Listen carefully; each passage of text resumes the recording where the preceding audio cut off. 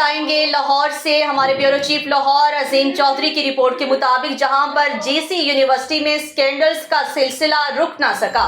جی سی university Lahore میں scandals کا سلسلہ رک نہ سکا، کرپشن کا سکینڈل سامنے آ گیا۔ وائس چانسلر نے ہائر ایجوکیشن ڈپارٹمنٹ کی ہدایت پر ملوث پروفیسر کے نام وضاحتی خط جاری کر دیا۔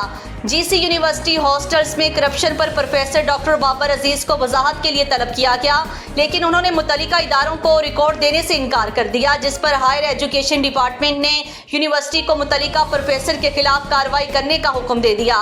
وائس چانسلر نے اس کی تکمیل میں پروفیسر ڈاکٹر بابر عزیز کو وضاحت کے لیے خط لکھ دیا۔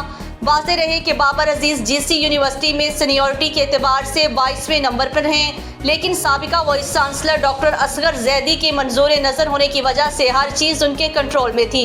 یونیورسٹی سے رابطہ کرنے پر معلوم ہوا ہے کہ وہ اب عارضی چارج کے لیے بھی سر توڑ کوشش کر رہے ہیں۔ اساتذہ کا کہنا تھا کہ اگر 22ویں نمبر والے کرپشن میں ملوث شخص کو چارج دیا گیا تو یہ سینئر اساتذہ کی حق تلفی کے ساتھ ساتھ ادارے کے ساتھ بھی زیادتی ہوگی۔